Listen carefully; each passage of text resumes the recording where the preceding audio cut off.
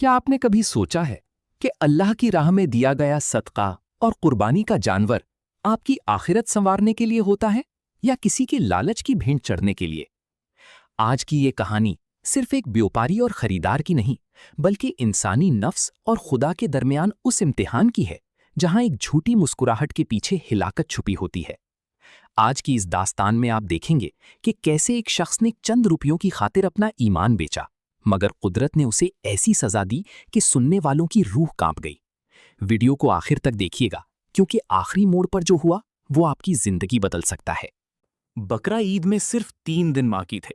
शहर की सबसे बड़ी मंडी में हर तरफ जानवरों का शोर, धूल और लोगों का हुजूम था। इसी मंडी के एक कोने में सेठ कदीर का डेरा था।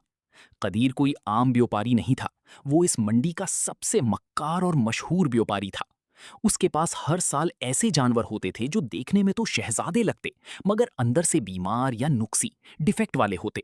वो जानवरों को ऐसी दवाइयां और इंजेक्शंस देता कि वो फूल कर डब्बा हो जाते।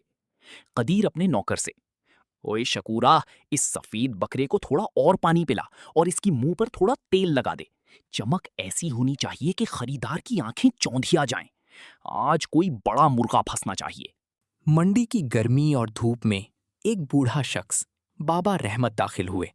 उनके कपड़े पुराने मगर साफ थे। बाबा रहमत एक रिटायर्ड स्कूल मास्टर थे। उन्होंने पूरा साल अपनी पेंशन का एक एक रुपया जोड़ा था, ताकि इस साल वो अपनी बेवा बेटी और यतीम पोती की तरफ से एक अच्छी कुर्बानी कर सकें। उनकी आंखों में एक अजीब सी उम्मीद थी। वो हर जानवर को गौर से देखते, मगर कीमतें सुनकर खामोशी से आगे बढ़ जाते। फिरते फिरते वो सेठ कदीर के डेरे पर पहुंच गए। बाबा रहमत, बेटा, ये सफेद बकरा कितने का है? इसकी आंखें कितनी पुरनूर हैं, बिल्कुल मासूम लगता है। सेठ कदीर ने बाबा जी के हुलिये को देखा और समझ गया कि ये कोई सीधा सादा बंदा है। उसने फौरन एक मक्कारी भरी मुस्कुराहट चेहरे पर सजाई। बाबा जी, ये बकरा नहीं, जन्नत का राही है। इसकी नस्ल देखिए, इसकी खाल की चमक देखिए। इसका नाम मोती रखा है मैंने। वैसे तो मैं इसके 2 लाख मांग रहा हूं, मगर आप जैसे बुजुर्ग को देखकर मेरा दिल पिघल गया है। आप मुझे सिर्फ 1,20,000 दे दें। बाबा रहमत के पास कुल जमा पूंजी 80,000 थी। उन्होंने कांपते हाथों से अपना पुराना बटवा निकाला। बेटा, मेरे पास सिर्फ इतनी ही है। मेरी बेटी की ख्वाहिश है कि इस बार हम घर में कुर्बानी करें। थोड़ा ख्याल करो। कदीर ने थोड़ी देर नाटक किया, फिर दिल में सोचा, ये बकरा तो अंदर से बीमार है, कल तक मर भी सकता है। चलो, जो मिलता है ले लो। चलिए बाबा जी, आपकी दुआ मिल जाएगी, दे दें 80,000। बाबा रहमत जब वो बकरा लेकर घर पहुंचे तो घर में ईद का समा बंध गया। उनका छोटा पोता जैद बकरे के गिर्द नाचने लगा। बेटी ने बकरे को मेहंदी लगाई और उसे चारा डाला। मगर बाबा रहमत के दिल में एक अजीब सी बेचैनी थी। उन्होंने देखा कि बकरा थोड़ी देर बाद बैठ गया और उसने चारा खाना छोड़ दिया। उसकी सांस फूल रही थी। ईद की चांद रात थी। मंडी में सेठ कदीर अपनी कमाई गिन रहा था। उसने उस दिन 10 से ज्यादा बीमार जानवर भारी कीमतों में बेचे थे। वो बहुत खुश था। उसी रात बाबा रहमत के घर में मातम बिछ गया। बकरा अचानक तड़पने लगा। उसके मुंह से झाग निकलने लगी। बाबा जी ने डॉक्टर को बुलाया, मगर तब तक देर हो चुकी थी। डॉक्टर ने मुआयना करने के बाद कहा, बाबा जी, इस जानवर को बहुत भारी मिकदार में स्टीरॉइड्स के इंजेक्शन दिए गए थे ताकि ये मोटा दिखाए। इसका दिल फट गया है, ये कुर्बानी के काबिल ही नहीं था। बाबा रहमत शशदर रह गए। उनकी साल भर की मेहनत, बेटी की उम्मीद और यतीम पोते की खुशी सब एक पल में राख हो गई। अगली सुबह ईद थी। सेठ कदीर अपने घर में बड़े गुरूर से तैयार हो रहा था।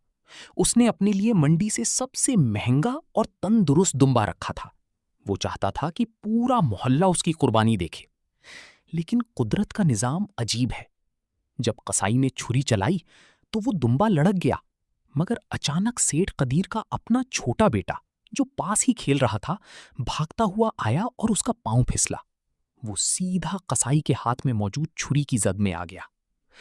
माहौल में चीखो पुकार मच गई। सेठ कदीर का बेटा शदीद जख्मी हो गया।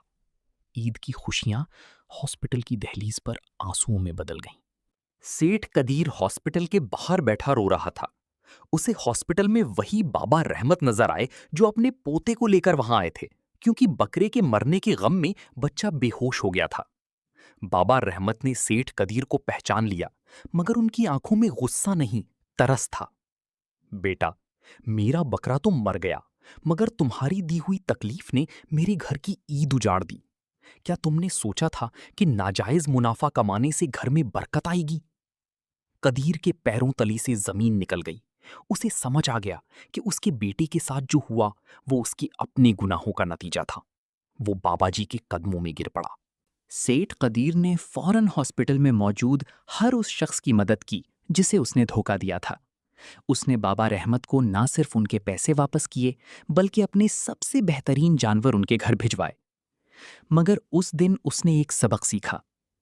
हराम की कमाई से ली गई कुर्बानी अल्लाह के हुजूर कबूल नहीं होती, बल्कि वो इंसान के लिए अजाब बन जाती है।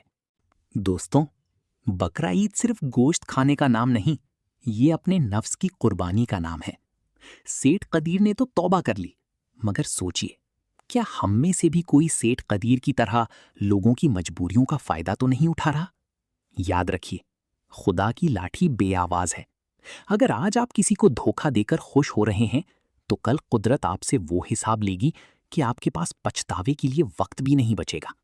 दोस्तों, उम्मीद है कि लालची व्यापारी और मासूम खरीदार की ये दास्तान आपके दिलों को छू गई होगी। याद रखिए, हमारी जिंदगी उन्हीं फैसलों का नतीजा होती है जो हम लालच या ईमानदारी में करते हैं। अल्लाह हम सबको हक और सच की राह पर चलने की तौफीक अता फरमाए। अगर आपको हमारी ये मेहनत, ये दास्तान गोई और ये सबक आमोज कहानी पसंद आई है, तो इस वीडियो को लाइक ज़रूर कीजिएगा और नीचे कमेंट में अपनी राय से हमें आगाह करें, क्योंकि आपका हर एक लफ्ज़ हमारे लिए हौसला अफजाई का बाइस बनता है। ऐसी ही मज़ीद रुला देने वाली, दिलचस्प और इबरतनाक सच्ची कहानियाँ देखने के लिए हमारे चैनल AQB TV को अभी सब्सक्राइब करें और बेल आइकन को दबाना मत भूलें, ताकि हर नई कहानी सबसे पहले आप तक पहुँचे।